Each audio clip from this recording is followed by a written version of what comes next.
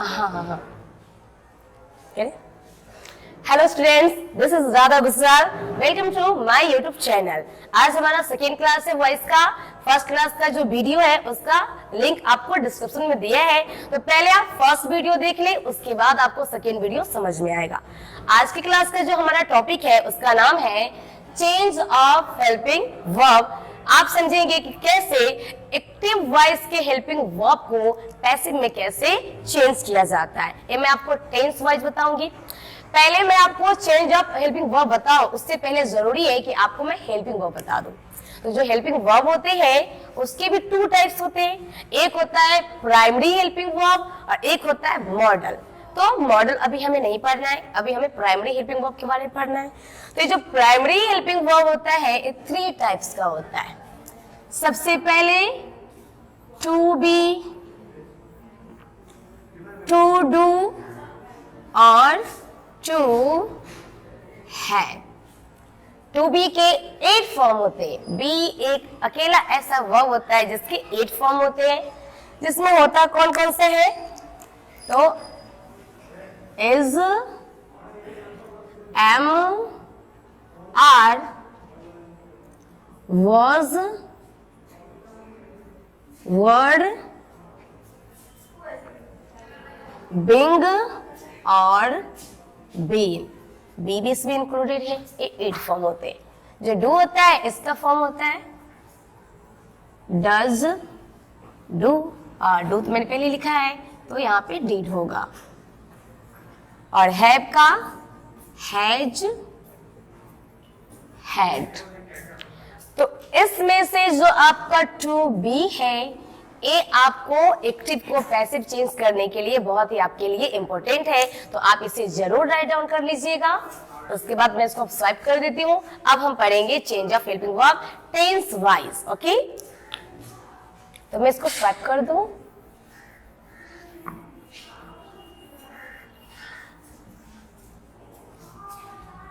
आप लोग जानते होंगे कि टेंस के 3 टाइप्स है, प्रेजेंट टेंस, पास्ट टेंस और फ्यूचर टेंस। और ये हर टेंस के 4 टाइप्स होते हैं, इंडेफिनिट, कंटीन्यूअस, परफेक्ट और परफेक्ट कंटीन्यूअस। तो हम टेंस वाइज और टेंस के जो टाइप्स है उसके वाइज हम पढ़ेंगे वॉइस को। मैं पहले यहाँ पे टेंस लिख दूं। हमें जो पढ़ना है वो है हमारा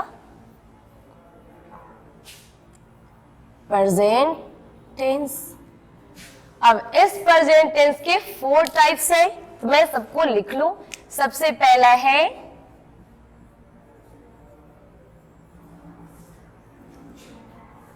इंडेफिनिट,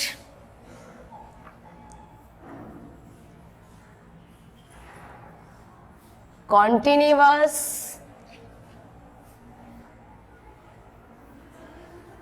परफेक्ट और परफेक्ट कॉन्टिन्यूअस। शॉर्ट कर देते हैं। तो सबसे पहले हम लोग पढ़ेंगे कि जो एक्टिव वॉइस होता है, तो एक्टिव वॉइस में इन टेंस का क्या स्ट्रक्चर है, तब उसको पैसिव में चेंज करना हम लोग सीखेंगे। तो चलिए मैं पहले इसके एक्टिव वॉइस का स्ट्रक्चर लिख दूं। तो अगर ये हमारा एक्टिव वॉइस में है तो क्या होगा?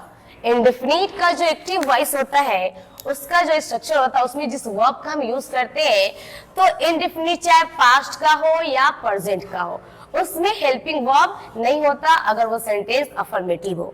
तो आप देखेंगे कि जो प्रेजेंट इंडेफिनिट का जो एक्टिव वॉइस का सेंटेंस होता है उसका जो स्ट्रक्चर होता है उसमें जिस वर्ब का हम यूज करते हैं वो फर्स्ट फॉर्म ऑफ वर्ब होता है, या तो फर्स्ट फॉर्म ऑफ वर्ब में जब हम एस या एस ऐड करते हैं तो क्या हो जाता है?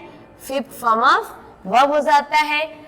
अगर हमारा प्रेजेंट का इंडेफिनिट क्या हो, इंटरोगेटिव या नेगेटिव हो, तो उसके लिए हमें डू और डज हेल्पिंग वर्ब के रूप में लेना पड़ता है। तो वहां पे लग जाता है डू, डज के साथ हमेशा फर्स्ट फॉर्म ऑफ वर्ब रहता है। ये आपके प्रेजेंट इंडेफिनिट के एक्टिव वॉइस का स्ट्रक्चर होता है। अब इसको जब पैसिव में चेंज करना हो तो क्या स्ट्रक्चर होगा हम पढ़ लेते हैं यहाँ पे। तो अगर हमारे प्रेजेंट इंडेफिनिट का सेंटेंस क्या हो, पैसिव हो, मैं यहाँ पे लिख दूं, ये ज्यादा बेटर होगा।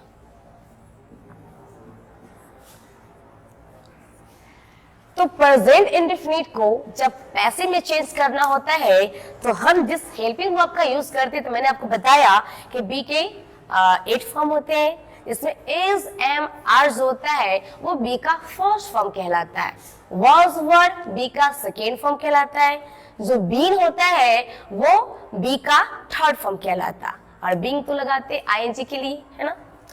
तो यहाँ पे हम क्या करते हैं, प्रेजेंट इंडेफिनिट का पैसिव बनाने के लिए हम इज एम आर को हेल्पिंग वर्ब के रूप में यूज करते हैं। तो यहाँ पे हम लिखते हैं इज एम आर, और मैंने आपको बताया था कि एक्टिव को पैसिव में बनाने की जो मिनिमम कंडीशन है वो ये है कि मेन वर्ब हमेशा थर्ड फॉर्म में होना चाहिए। तो हम यहाँ पे मेन वर्ब को किस फॉर्म में लिखेंगे, थर्ड फॉर्म में लिखेंगे। तो आप यहाँ पे देखेंगे मेन वर्ब हमेशा थर्ड फॉर्म में ही रहेगा। अब हम यहाँ पे कुछ एग्जाम्पल लेके समझ लेते हैं।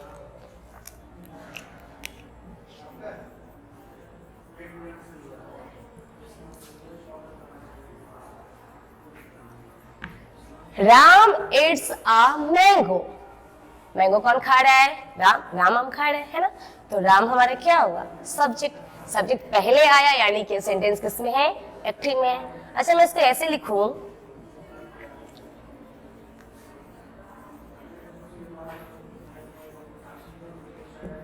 सही, a mango it's Ram, a mango it's Ram, आम राम को खाता है, ऐसा लिख सकते हैं क्या, नहीं।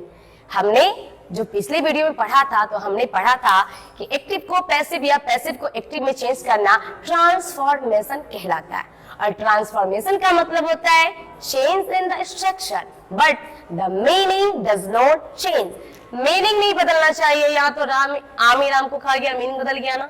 इसलिए हम यहाँ पे क्या करते हैं, इसको पैसिव में चेंज करने के लिए जो हमने इट्स लिखा है ना, इसके जगह पे हम हेल्पिंग वर्ब का यूज करते हैं एज एम आर, क्योंकि पैसिव में सब्जेक्ट को एक्शन नहीं करता, सब्जेक्ट के ऊपर ही एक्शन किया जाता है, इसलिए हमें जरूरत पड़ती है इसके साथ थर्ड फॉर्म ऑफ वर्ब को लेने की। इसलिए हम यहाँ पे अब क्या करेंगे, जो अब हम, ये हमारा पैसिव नहीं हुआ क्योंकि तो मीनिंग ही बदल जा रहा है। पैसिव क्या होगा, अ मैंगो, अब मैंगो के साथ इसमें से कौन सा लेंगे, तो आपको पता होगा कि जब सब्जेक्ट हमारा सिंगुलर होता है तो उसके साथ हम क्या लगाते हैं, इज लगाते हैं। तो यहाँ पे लग जाएगा इज, और कौन सा form, third form of verb. तो इट का थर्ड फॉर्म क्या होगा, 18। तो हम यहाँ पे क्या लिखेंगे, 18। और हमने पढ़ा था इसके बाद जो हमारे एक्टिव का सब्जेक्ट होता है वो पैसिव का एजेंट बनता है, लेकिन एजेंट लगाने से पहले हमें कोई ना कोई क्या लगाना पड़ता है, प्रीपोजिशन जो सुटेबल हो। राम जो है पर्सन या लिविंग है, और पर्सन और लिविंग के साथ क्या लगाते थे, बाय। तो यहाँ पे लिखेंगे बाय राम। ये हो गया आपके प्रेजेंट इंडेफिनिट को कैसे एक्टिव से पैसिव में चेंज करना। अब हम लोग पढ़ेंगे प्रेजेंट कॉन्टिन्यूअस के बारे में। तो सबसे पहले मैं प्रेजेंट कॉन्टिन्यूअस के एक्टिव वॉइस का स्ट्रक्चर लिखूंगी। तो प्रेजेंट कॉन्टिन्यूअस का जो एक्टिव वॉइस होगा उसका जो स्ट्रक्चर होगा वो रहता है is am are plus ING form of verb. अब आपको यहाँ पे दिख रहा होगा कि कॉन्टिन्यूअस में क्या है, इज एम आर पहले से है, यानी कि कॉन्टिन्यूअस के पास खुद का हेल्पिंग वर्ब होता है। अब इसके पास खुद का हेल्पिंग वर्ब है तो इसे दोबारा देने की जरूरत नहीं है। तो हम क्या करते हैं, जब इसका हम पैसिव वॉइस बनाते हैं तो इसके हेल्पिंग वर्ब को एज इट इज लिख देते हैं। तो यहाँ पे क्या होगा, इसे मात तो होगा ही होगा, और अब ये तो ING फॉर्म में दिख रहा है जिसको हम फोर्थ फॉर्म ऑफ वर्ब कहते हैं, और हमने पढ़ा है कि पैसिव में थर्ड फॉर्म ऑफ वर्ब होगा, लेकिन कॉन्टिन्यूअस भी बताना है। तो क्या करते इस सिचुएशन में, मैंने आपको बताया था कि बी का जो बीइंग फॉर्म होता है वो कॉन्टिन्यूअस बनाने के लिए यूज किया जाता है। तो यहाँ पे हम क्या करते हैं, एक हेल्पिंग वर्ब ले लेते हैं बहुत ही प्यारा सा, जिसे कहते हैं बीइंग। बीइंग हो गया। अब क्या आना है, मेन वर्ब। मेन वर्ब किस फॉर्म में, थर्ड फॉर्म में। तो यहाँ पे थर्ड फॉर्म ऑफ वर्ब। अब हम इसे एग्जाम्पल करके देख लेते हैं। तो मैं यहाँ पे एग्जाम्पल लिख लूं,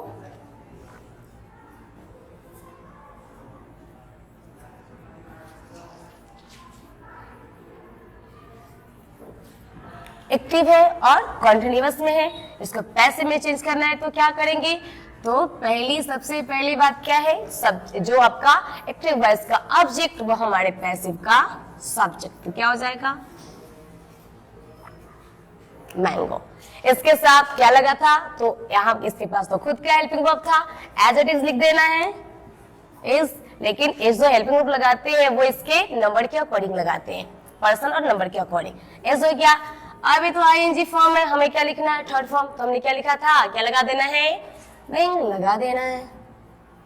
और इसके साथ थर्ड फॉर्म ऑफ वर्ब, तो ईटिंग का थर्ड फॉर्म क्या होगा? इटेन। और अब हमारा एजेंट बाय राम, ये हो गया हमारा क्या? कॉन्टिन्यूअस का एक्टिव को कैसे पैसिव में चेंज करेंगे। अब आते हैं हम लोग परफेक्ट के पास। मिटाने की जरूरत पड़ेगी क्या? अब हम पढ़ेंगे परफेक्ट, प्रेजेंट परफेक्ट और प्रेजेंट कॉन्टिन्यूअस। तो सबसे पहले मैं प्रेजेंट परफेक्ट का एक्टिव वॉइस का स्ट्रक्चर लिख दूं। तो इसके जो एक्टिव वॉइस का स्ट्रक्चर होता है वो होता है पहले have, has plus third form of verb. तो इसका अगर हमें क्या करना है? पैसिव बनाना है, तो पैसिव में क्या करेंगे? तो आपको दिख रहा होगा इसके पास भी खुद का हेल्पिंग वर्ब है, हैव और हैज पहले से इसके पास है। तो जिसके पास खुद का हेल्पिंग वर्ब है वहां पे हम क्या करते हैं? उसे एज इट इज लिख देते हैं। तो हैव हैज क्या होगा? एज इट इज होगा। और आपको यहाँ दिख रहा होगा यहाँ पे तो already third form of verb है, अगर हम ऐसा ही लिखेंगे तो फिर पैसिव होगा ही नहीं। इसलिए इसको पैसिव बनाने के लिए हम बी का जो थर्ड फॉर्म होता है इसको बीन कहते हैं। तो हम यहाँ पे लिखते हैं किसको? बीन को। और इस बीन के बाद क्या लिखते हैं? Third form of verb. तो अब हम इसको एग्जाम्पल करके देख लेते हैं।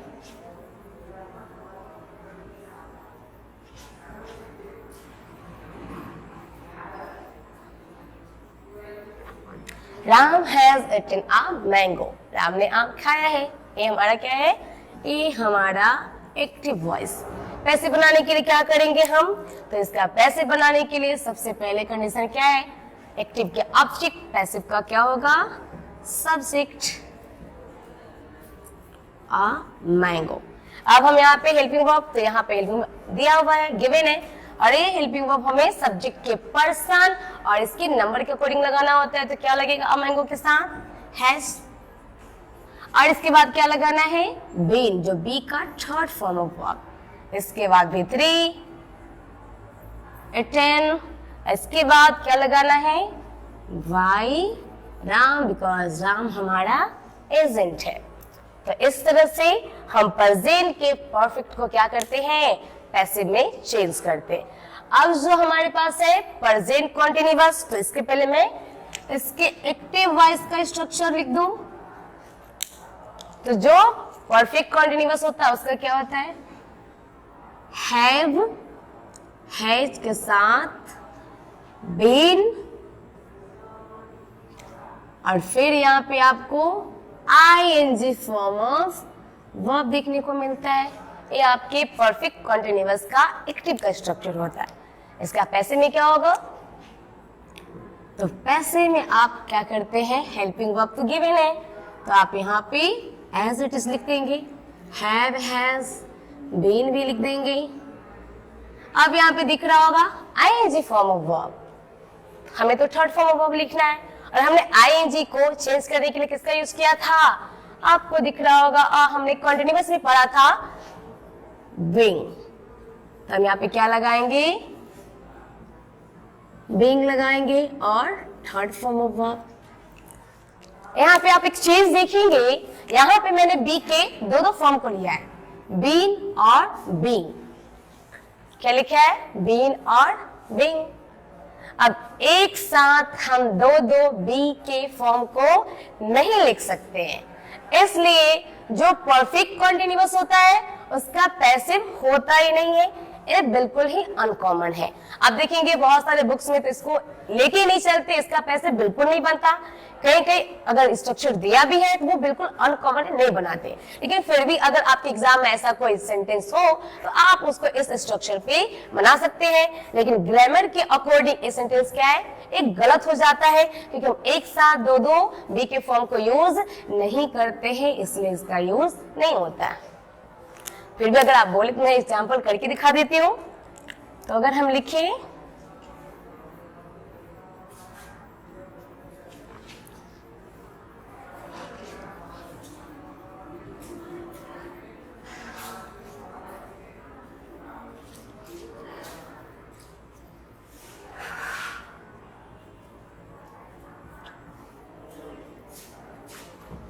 ये हमारा हो गया परफेक्ट कॉन्टिन्यूअस का एक्टिव। अब इसका क्या बनाएंगे, पैसिव। ऑब्जेक्ट क्या है, अ मैंगो।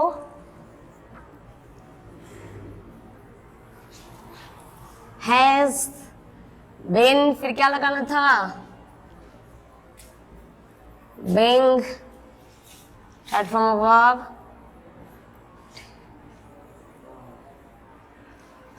दिख रहा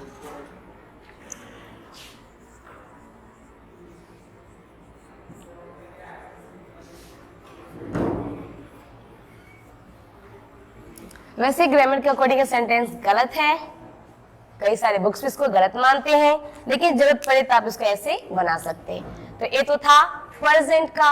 अब हम इसी तरह पढ़ेंगे पास्ट और फ्यूचर का। तो मैं इसको सेट कर दूं। तो चलिए अब हम लोग पढ़ेंगे पास्ट टेंस को कैसे पैसिव में चेंज किया जाता है। तो मैंने पहले से लिख रखा, चलिए एक एक करके हम पढ़ते हैं।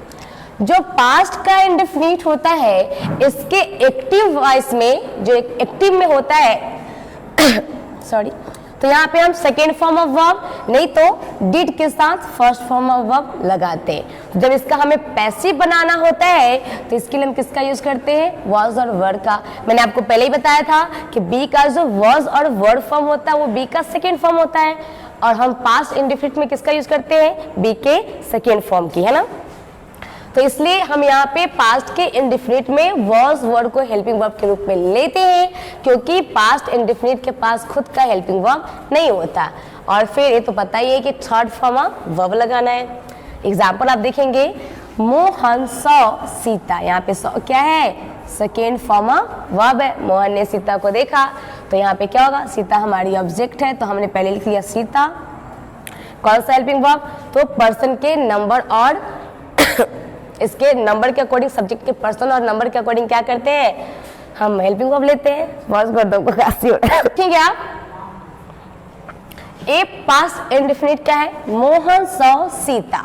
Saw second form of verb है, तो इसको पैसिव में चेंज करने के लिए हम क्या करेंगे, तो यहाँ पे हमने पहले अपने ऑब्जेक्ट को सब्जेक्ट की जगह पे रखा सीता, और हेल्पिंग वर्ब क्या लेना, या तो वॉज या तो वर्ड। वो सब्जेक्ट के पर्सन और उसके नंबर के अकॉर्डिंग क्या लगेगा, वॉज।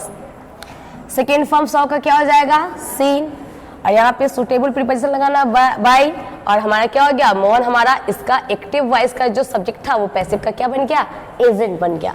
तो हम पास्ट इंडेफिनिट के सेंटेंस को इस स्ट्रक्चर पे क्या करेंगे, चेंज करेंगे, एक्टिव टू पैसिव। अब कॉन्टिन्यूअस में आ जाइए। तो पास्ट कॉन्टिन्यूअस में पहले से हेल्पिंग वर्ब उसके पास होता है वॉज और वर। जो इसके साथ मेन वर्ब होता है वो आईएनजी के फॉर्म में होता है। तो इसको पैसिव में चेंज करने के लिए क्या करते हैं, इसके पास खुद का जो हेल्पिंग वर्ब है तो उसको हम एज इट इज लिख देते हैं। और हमने पहले ही पढ़ा प्रेजेंट वाले में कि आईएनजी को क्या करते हैं, इसको पैसिव में चेंज करने के लिए आईएनजी के लिए हम क्या करते हैं, एक हेल्पिंग वर्ब यूज कर लेते हैं बीइंग, और हमारा मेन वर्ब हमेशा किस में रहना है, थर्ड फॉर्म ऑफ वर्ब में। एग्जाम्पल देख लेते हैं, you were writing a letter, ये क्या है, पास्ट कंटिन्यूअस में। तो इसको चेंज करना है, तो यहाँ पे हमारा ऑब्जेक्ट क्या है, अ लेटर, तो हमने लिखा अ लेटर। अब अ लेटर के साथ कौन सा हेल्पिंग वर्ब सुटेबल है, तो ये सिंगुलर है इसलिए क्या लगाया हमने, वॉज लगाया है। उसके बाद क्या लगाना है, बीइंग, फिर थर्ड फॉर्म ऑफ वर्ब क्या हो गया, रिटन, फिर हमारा जो एक्टिव का सब्जेक्ट था वो पैसिव का एजेंट बन गया, तो बाय यू। तो इस तरह से हम क्या करेंगे, पास्ट कंटिन्यूअस को चेंज करेंगे पैसिव में। अब आते परफेक्ट में। तो जो पास्ट परफेक्ट का एक्टिव होता है उसमें हेल्पिंग वर्ब के रूप में हैड पहले से होता है, ऑलरेडी गिवन होता है, और थर्ड फॉर्म ऑफ वर्ब लगाते हैं। ऐसे सेंटेंस को पैसिव में चेंज करने के लिए चूंकि इसके पास खुद का हेल्पिंग वर्ब है तो उसको हम एज इट इज लिख देते हैं, और इसको पैसिव में चेंज करने के क्या करते हैं, एक हेल्पिंग वर्ब का यूज करते हैं, बीन। मैंने आपको बताया था कि बी के जो फॉर्म होते हैं तो is, am, are first form, was, were second form, और जो बीन होता है वो थर्ड फॉर्म, तो उसको हम यहाँ पे यूज करते हैं, और मेन वर्ब हमेशा थर्ड फॉर्म में रहना। इसके एग्जाम्पल देख लीजिए। Someone had stolen my pen।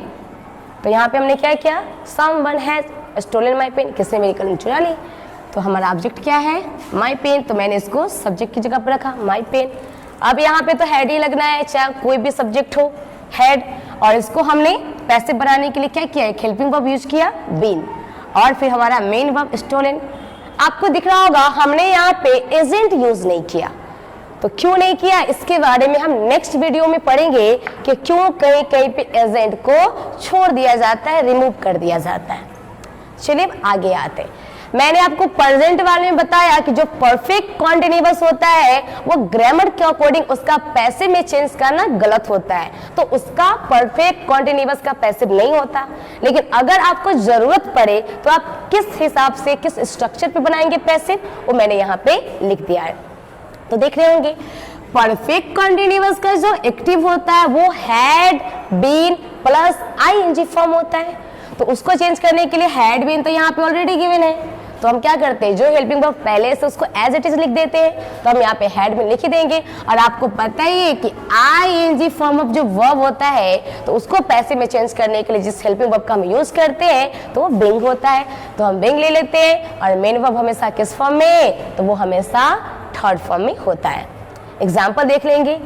They had been waiting for her since morning, तो इसका जब चेंज करेंगे तो they had been waiting for home, किसके लिए वेट कर रहे थे, हर। ये हर हमारी क्या हुई, ऑब्जेक्ट, तो ये ऑब्जेक्टिव केस में है। जब हम इसको सब्जेक्ट बनाएंगे तो नॉमिनेटिव केस में होगी, तो ये होगी सी। सी के साथ कौन सा हेल्पिंग वर्ब था, हैड बीन, तो हमें लगाना ही है हैड बीन। उसके बाद इसको पैसिव में चेंज करने के लिए क्या किया, बिंग का यूज किया। और आपको पता है इसलिए परफेक्ट कॉन्टिन्यूअस का पैसिव नहीं होता है कि एक साथ हम दो बी के फॉर्म को नहीं लेते हैं। और फिर हमारा मेन वर्ब हो गया किसमें, थर्ड फॉर्म में, और फोर्थ चूंकि यहाँ पे था आपको पता है वेटिंग फॉर एक वर्ड लगता है यहाँ पे, तो फोर हो गया। सिंस मॉर्निंग और एजेंट को हम सबसे लास्ट में लगाते हैं बाय देम। ये हमारा हो गया पास्ट टेंस का पैसिव में कैसे चेंज करना है।